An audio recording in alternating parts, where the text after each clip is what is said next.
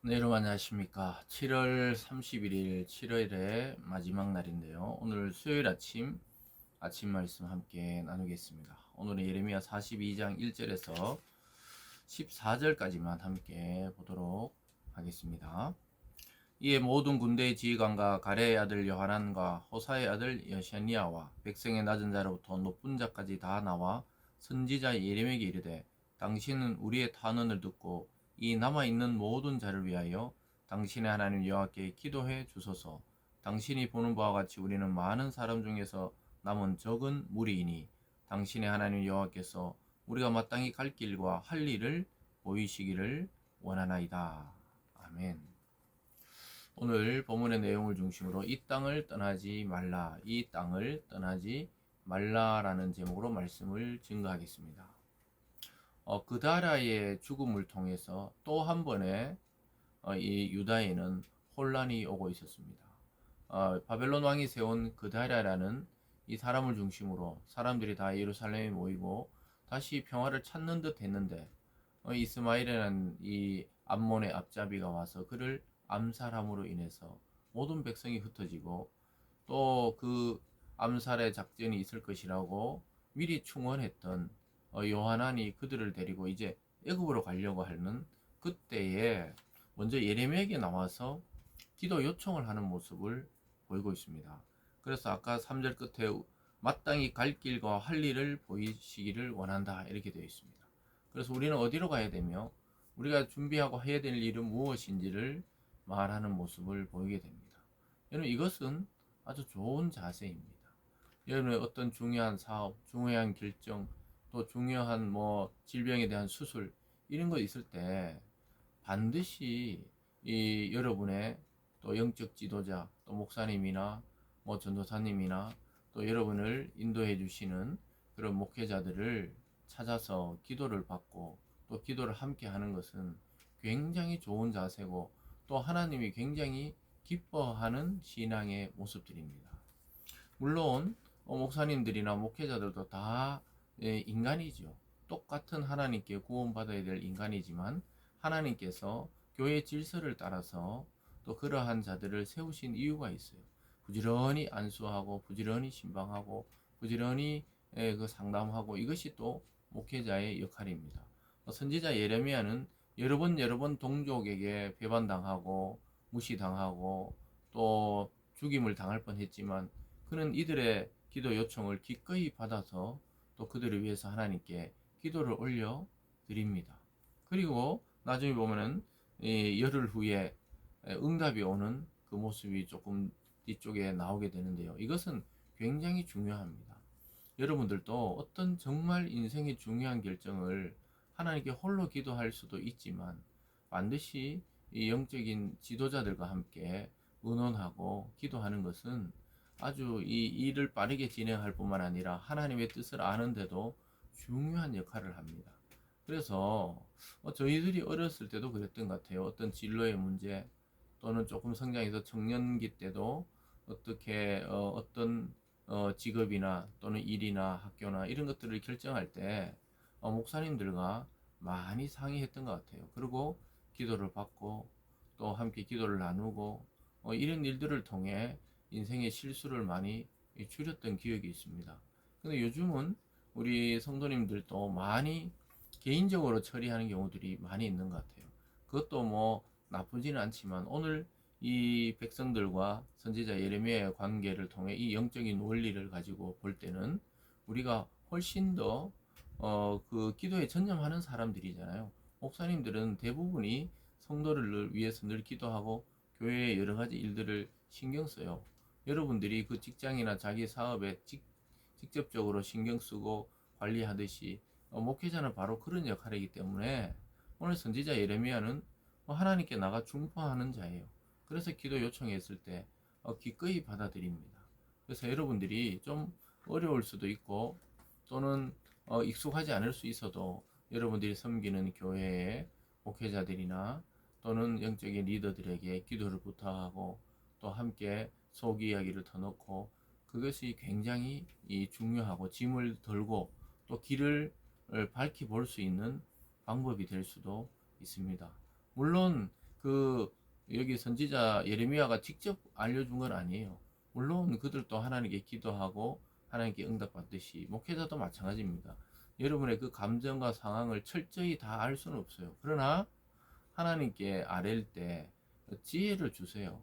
그리고 함께 그렇게 했을 때 일이 빠르게 해결되고 또 병이 낫기도 하고 또 하나님 원하시면 즉시 치유되기도 하고 이런 일들도 있는 것이죠. 그래서 선지자는 그렇게 이야기합니다. 5절에 보니까 그들이 예레미야에게 이르되 우리가 당신의 하나님 여호와께서 당신을 보내사 우리에게 이르시는 모든 말씀대로 행하리이다. 여호와께서는 우리 가운데 진실하고 성실한 증인이 되시옵소서. 자기들이 기도 부탁했는데 어떤 말씀이 오든지 우리가 진실하고 성실한 하나님 앞에 지금 맹세한다는 것이죠. 그래서 모든 말씀을 듣겠다, 그렇게 행하겠다, 이렇게 말하고 있습니다. 여러분, 이 약속은 하나님 앞에서 하는 약속이기 때문에 효력이 있고 효과가 있고 보증이 되는 것이죠. 그러면서 계속해서 이렇게 이야기합니다. 6절에 우리가 당신을 우리 하나님 여호와께 보내면 그의 목소리가 우리에게 좋든지 좋지 않든지를 막론하고 순종하려 함이라. 우리가 우리 하나님 여호와의 목소리를 순종하면 우리에게 복이 있으리이다 하니라. 잘 알고 있죠. 유대인들이니까 하나님께 말씀에 순종하면 하나님의 뜻에 맞는 일을 행할 때 복이 온다는 거예요. 세상이 주는 그러한 물질이나 명예의 복이 아니라 평안이 오고 또 마음의 자유가 오는 그러한 복들을 말하죠. 그랬을 때 응답이 옵니다. 7절에 보면 10일 후에 여호와의 말씀이 예레미야에게 임하니 이렇게 이야기하고 있습니다. 그리고 그 내용은 무엇이냐? 머물라는 거예요. 10절에 보면요. 너희가 이 땅에 눌러 앉아 산다면 내가 너희를 세우고 헐지 아니하며 너희를 심고 뽑지 아니하리니 이는 내가 너희에게 내린 재난에 대하여 뜻을 돌이킴이라. 이렇게 말씀하고 있습니다. 애굽으로 막 이제 혹시 바벨론 왕이, 왜냐하면은 이스마엘이 이 그다리아만 죽인 게 아니라 바벨론 군대도 죽이고 이랬기 때문에 자기들이 보복당하고 또 여기 있다가는 다 죽게 생겼는 줄 알고 애굽으로 가려고 할 때 기도 요청을 했을 때 하나님의 응답은 거기 머물라는 거예요. 떠나지 말라. 그래서 우리가 어떤 위기가 올 때 우리가 피하고 싶고 또는 그 자리를 그냥 내려놓고 싶을 때가 있죠. 그 삶의 무게나 또 자리의 무게 때문에 내려놓고 싶을 때가 있지만 기도할 때 하나님은 오히려 거기 머물라고 할 때가 있습니다. 이게 굉장히 중요한 말이에요. 지금 하던 방식 그대로 하라고 응답이 올 때가 많이 있습니다. 그래서 어떤 막 주위의 소리들 큰일 날 것처럼 이야기하는데 사실은 소리에 불과하고 전혀 위협이나 공격이 없을 때도 있어요. 그래서 머물라는 거예요. 계속 볼까요? 11절에 여호와의 말씀이니라 너희는 너희가 두려워하는 바벨론 왕을 겁내지 말라. 내가 너희와 함께 있어 너희를 구원하며 그의 손에서 너희를 건지리니 두려워하지 말라. 내가 너희를 불쌍히 여기리니 그도 너희를 불쌍히 여겨 너희를 너희 본향으로 돌려보내리라 하셨느니라. 그렇게 이야기하면서 바벨론 왕이 보복할까봐 두려워하지 말고 겁내지도 말라고 이야기합니다. 왜냐?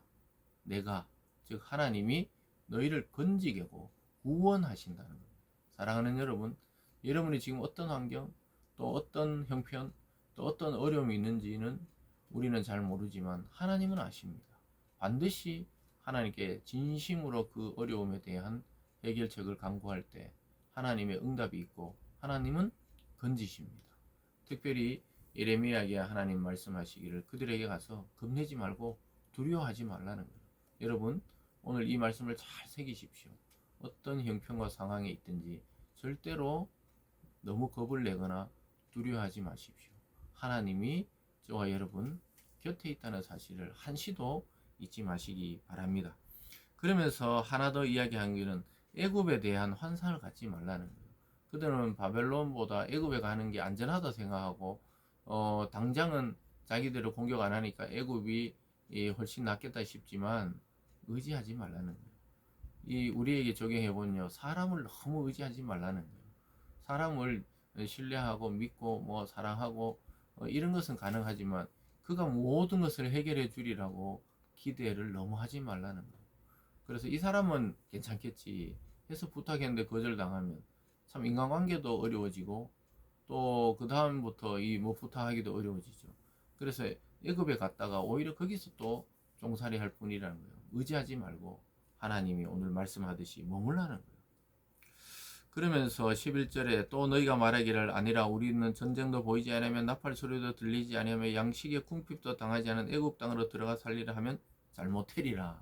거기 가면 우리가 편안히 살고 양식도 있고 굶지도 않고 안전하리라 그랬는데 거기 들어가면 오히려 잘못된다. 이렇게 하나님이 직설적으로 말씀해 주고 있습니다. 사랑하는 여러분, 오늘 이 말씀을 통해 우리가 기도의 원리, 또 영적 리더들과 함께 나눔의 이 기도를 나누고 삶의 무게를 나누는 이 원리와 또 하나님은 그 영적인 질서를 따라 때로는 하나님께서 예레미야를 통해 응답을 주듯이 함께 기도하고 나서 응답을 받고 해결책을 받고 때로는 우리가 상황을 막 바꾸려 했는데 하나님은 그대로 머물라. 그리고 사람을 너무 의지하지 말라. 이렇게 오늘 말씀하고 있습니다. 함께 기도하겠습니다. 사랑의 하나님 아버지, 우리가 때로는 두렵고 떨리고 또 걱정되는 일이 많이 있지만 오늘 하나님이 예레미야를 통해 이스라엘 백성에게 말씀하는 이 말씀이 우리 각 성도들에게 하시는 하나님의 음성이 되게 하여 주셔서 두려워하거나 너무 겁내지 말고 지금 하던 일의 그 방식을 그대로 유지하며 하나님을 의지하라고 말씀하고 있습니다. 오늘도 그러한 영적인 원리를 우리 삶에 잘 적용해서 삶의 승리와 열매가 있는 하루 되게 하여 주시옵소서. 감사드리며 예수님 이름으로 기도드리옵나이다. 아멘.